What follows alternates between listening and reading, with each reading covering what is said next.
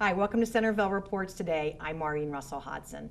The Centerville Washington Diversity Council's upcoming program deals with topics that are really always in today's headlines, even in today's headlines specifically. So it's a very important topic. We're going to invite all of you to come, not only for the production, but also for a discussion. And here to tell us more, we have one of the actors from the production, that is Mark Phillips, and also one of the sponsors of the organization. A leader is Georgia Mergler, who is from the Centerville Washington Diversity Council. And as we're saying, this is such an important topic. We were talking before we started the show today. Another issue happened in another state, obviously, but the whole idea of police and citizens' relations is really what this whole play focuses on, right, Mark? That's right. That's right. It's a series of short vignettes that discuss what's happened in the news with Michael Brown and Freddie Gray. So it's the actual news stories that we've heard about. Exactly. And it was interesting because we've had to change it.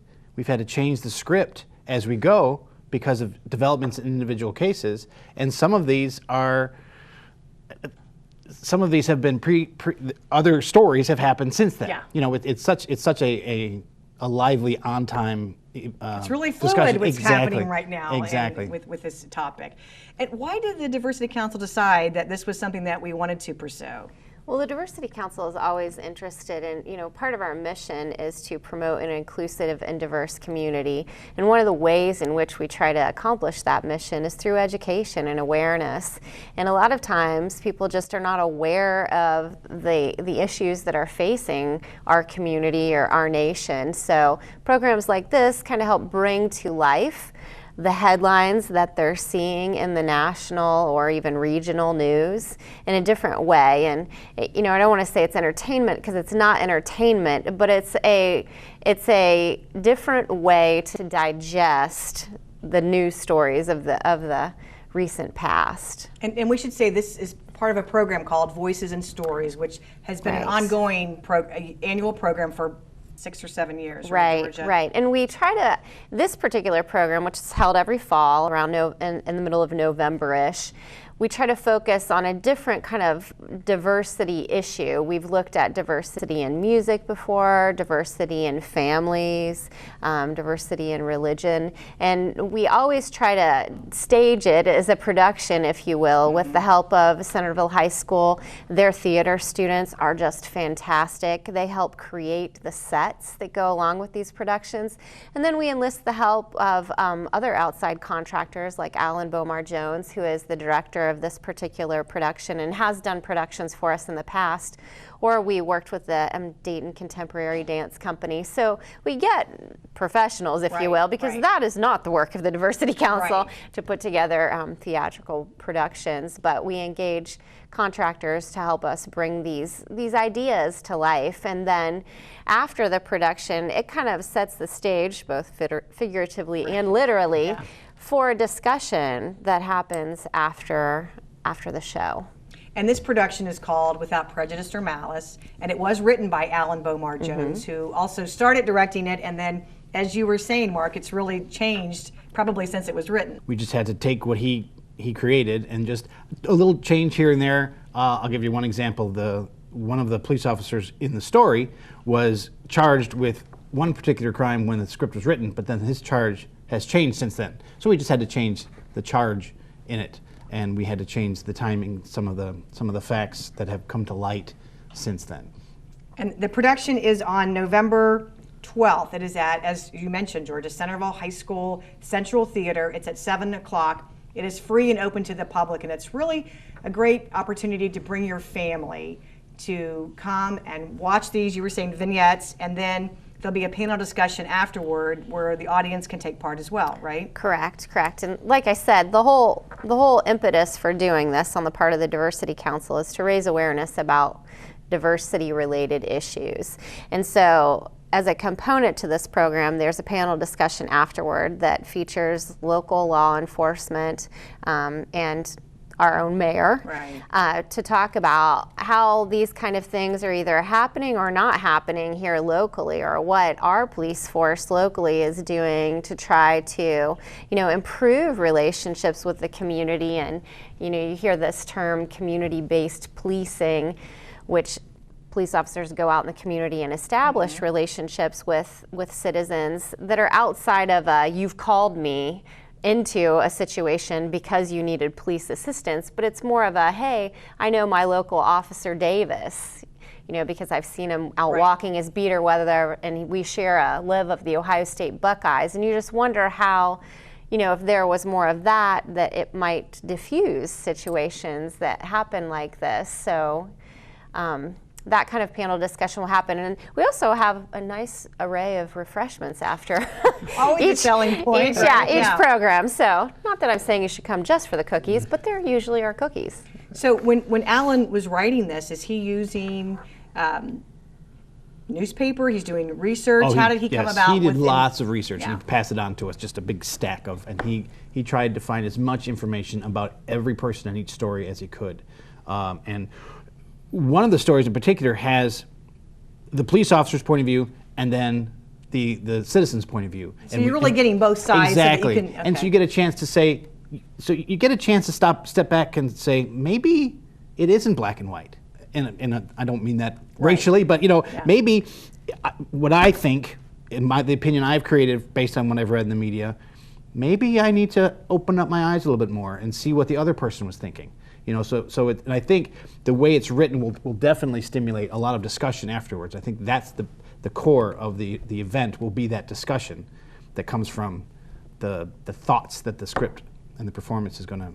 Well, really, that the production and the discussion afterward, really, we hope that it does open people's eyes and maybe your minds, and maybe you start thinking that what you thought originally maybe is not so, or at least you're open to a different way to see both sides. And so it's really 3 actors on the stage. There's myself. There's an African American actor, Franklin Johnson, and then Noah Musson Phillips, who's a young man. He's in high school, and so we change characters throughout the show. And some of the scenes are the actual incident that we perform, and Alan put in dialogue that may or may not have happened, but it's certainly reasonable for that type of thing to have happened.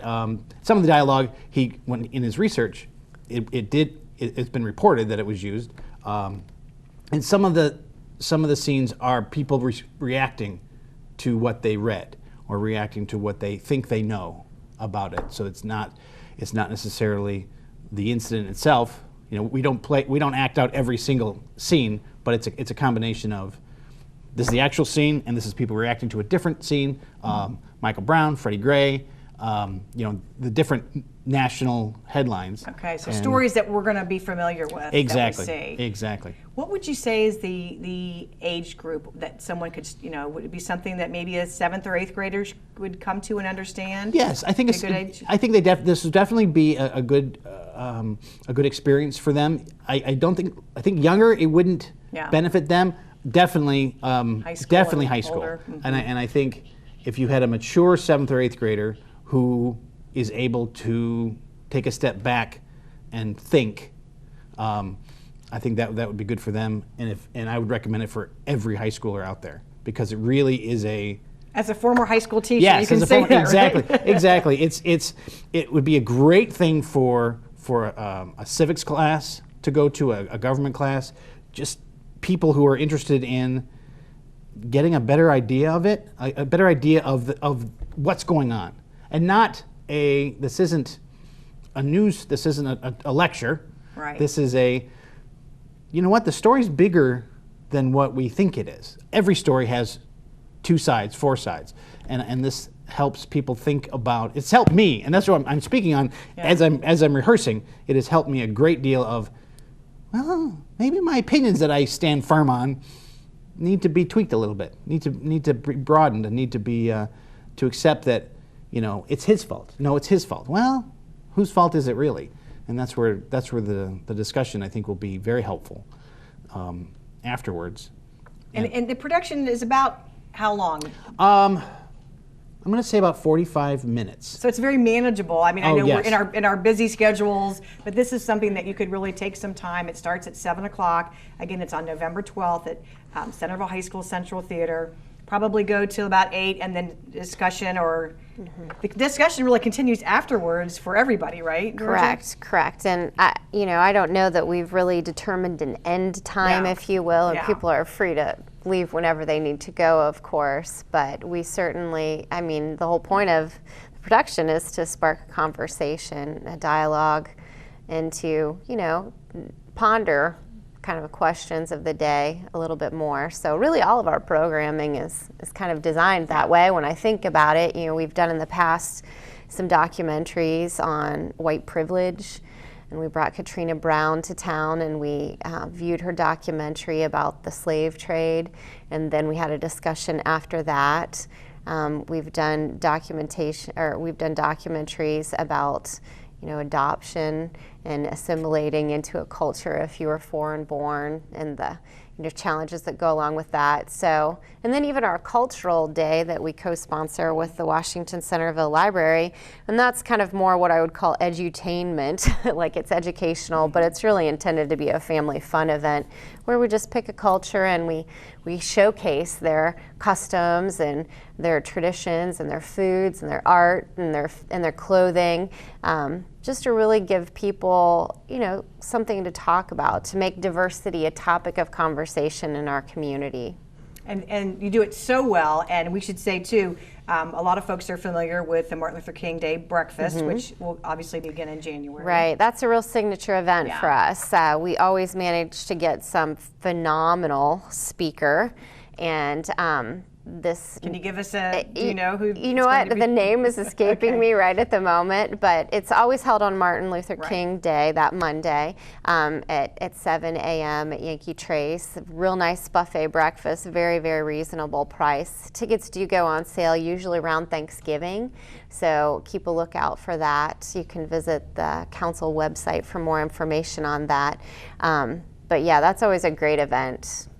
So really events throughout the year that celebrates diversity. And if you're interested in learning more, and we want you to come to this program, but if you wanted to find out more, the website's a good place, but also come to a meeting, right? Sure. The council doesn't have regular meetings. We have one annual meeting of the membership. The leadership team meets more regularly than that. But what we do have is a complement of events that happen throughout the year.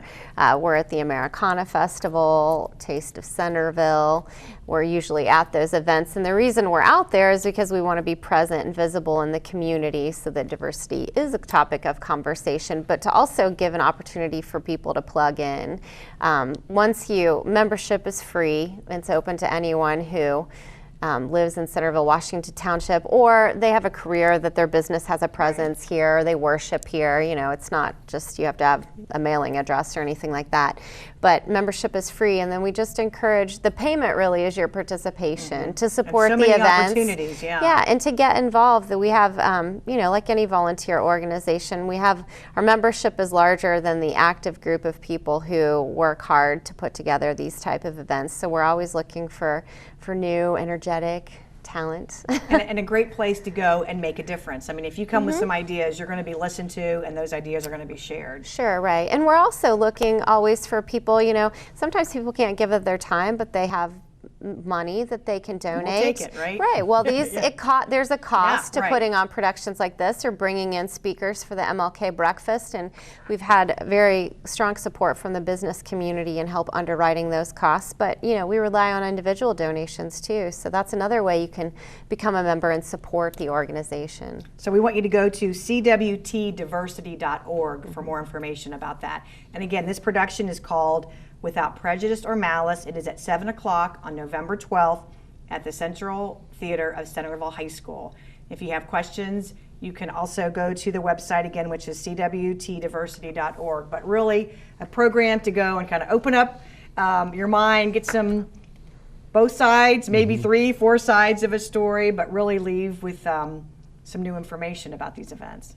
Yeah, I think it will open people's minds and give them the opportunity to start thinking a little bit more than maybe they have in the past. And we can all use a little bit of that. Yeah. Thanks so much for being here. Thanks for watching. You can always call us 433-7151 or visit our website, centervilleohio.gov.